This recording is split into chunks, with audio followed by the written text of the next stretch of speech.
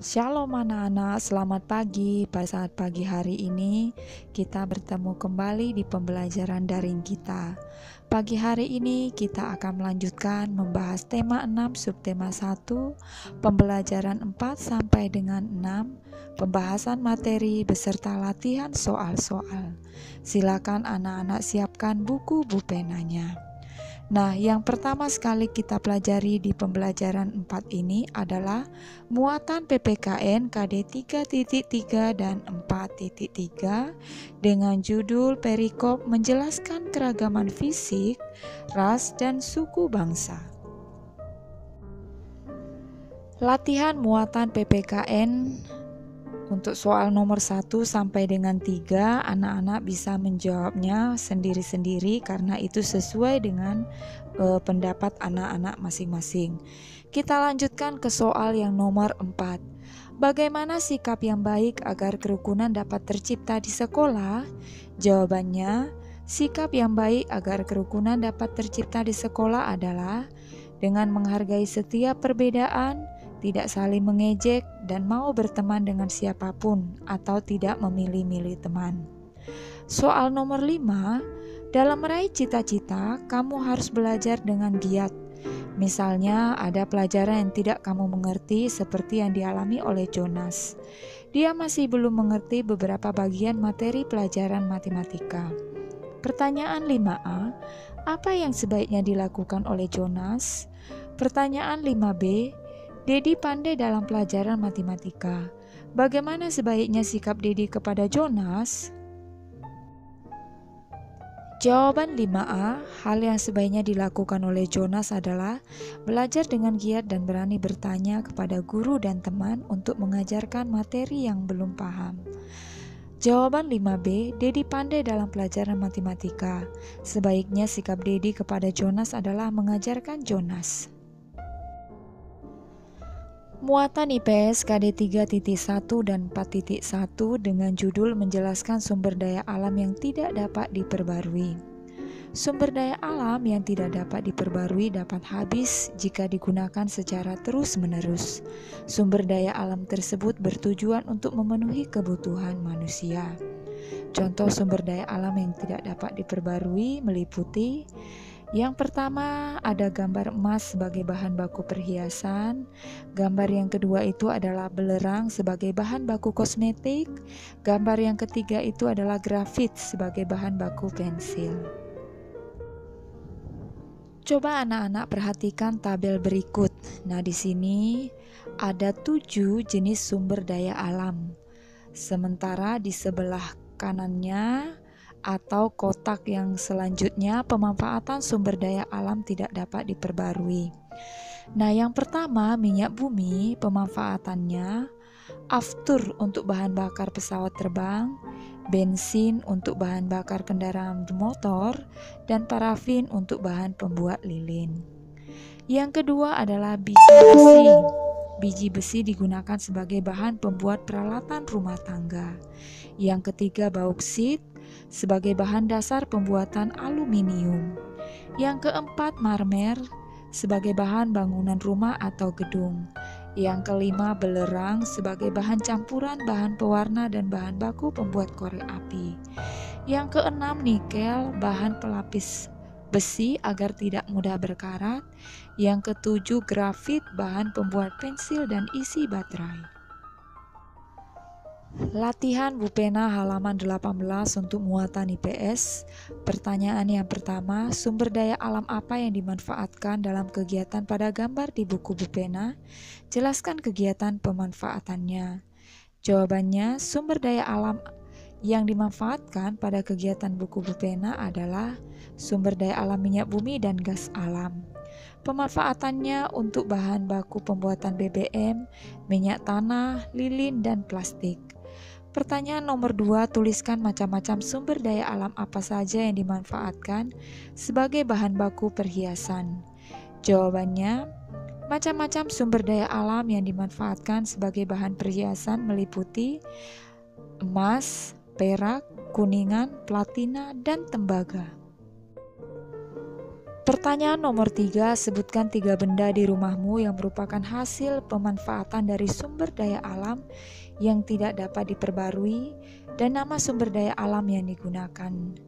Jawabannya A. Kaca rias berasal dari pasir kuarsa. B. Plastik kemasan berasal dari minyak bumi. C. Perhiasan berasal dari emas atau perak. Pembelajaran 5 muatan bahasa Indonesia KD 3.6 dan 4.6. Judulnya menceritakan kembali isi puisi. Agar kamu dapat menceritakan kembali isi puisi dengan benar, lakukan hal-hal berikut ini. Yang pertama, cermatilah makna puisi pada setiap baitnya. Yang kedua, tuliskan makna setiap bait puisi yang dibaca. Yang ketiga, gabungkan seluruh makna yang kamu temukan dalam puisi tersebut ke dalam tulisan, atau ringkaslah tulisan tersebut. Pena halaman 19, latihan muatan bahasa Indonesia. Coba anak-anak perhatikan bait puisi yang ada di buku pena halaman 19. Lalu tuliskan isi puisinya. Nah, di sini kita jawab sama-sama saja ya. Isi puisi tersebut adalah perjuangan tukang pengelap sepatu. Ia tak kenal lelah dan terus bersemangat dalam menjalankan tugasnya. Muatan SBDP KD 3.3 dan 4.3 dengan judul menjelaskan tempo dan tinggi rendah nada. Tempo adalah cepat atau lambatnya lagu dinyanyikan. Tanda tempo dalam lagu biasanya di bagian atas sebelah kiri. Tinggi dan rendah nada dapat diketahui saat kita menyanyikan lagu. Ada nada tinggi dan ada nada rendah. Perhatikan penggalan lagu berikut ini. Nah, di sini ada sebuah lagu dengan judul Kebunku ya, ciptaan Pak Kasur, nada do bes moderato. Coba anak-anak perhatikan, di situ ada do tinggi, angka 1 yang di atasnya ada titik, kemudian sol tinggi dan mi tinggi. Not-not dalam lirik lagu memiliki nada-nada tinggi dan rendah yang berbeda-beda. Bisa anak-anak perhatikan di contoh lagu Kebunku ini. Berikut adalah beberapa macam-macam tempo dalam lagu. Yang pertama, tempo cepat disebut allegro. Contoh lagunya Indonesia Tetap Merdeka, Cublak-Cublak Suang. Yang kedua, tempo lambat disebut andante. Contoh lagunya Nyur Hijau dan lagu Butet. Yang ketiga, tempo sangat lambat disebut grave atau dibaca grave. Contoh lagunya adalah Bagimu Negeri. Yang keempat, tempo sedang disebut moderato. Contoh lagunya Desaku Yang Kucinta, Tanah Airku, dan Soleram. Dan yang kelima, tempo seperti orang berbaris disebut di Marsya. Contoh lagunya Berkibarlah Benderaku, Indonesia Raya, Merah Putih, serta Maju Tak Gentar. Pena halaman 21, latihan muatan SBDP. Pertanyaan yang pertama, apa judul lagu tersebut? Jawabannya, Bangun Pemudi Pemuda.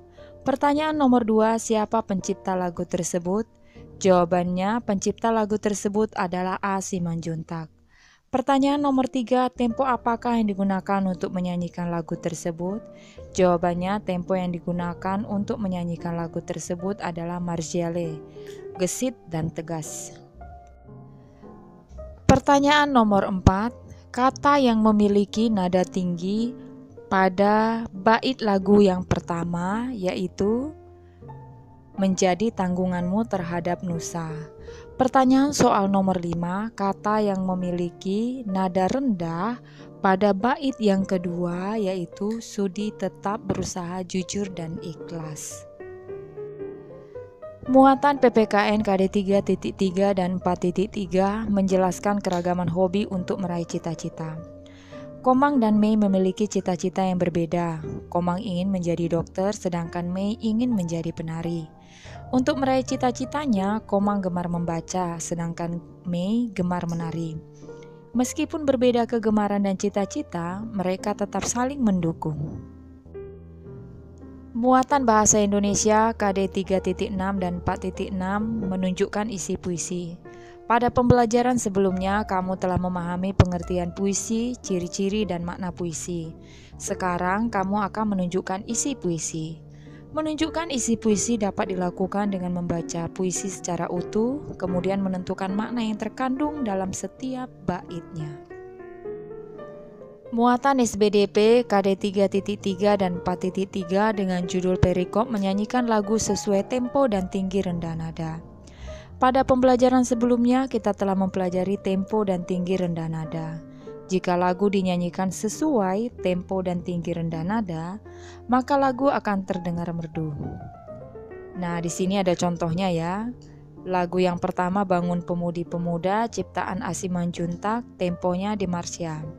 Kemudian lagu yang kedua Nyiur Hijau, penciptanya Maladi, temponya Andante. Nah anak-anak, sekian saja pembelajaran daring kita untuk hari ini. Pembahasan tentang tema 6 subtema 1 pembelajaran 4 sampai dengan 6. Shalom.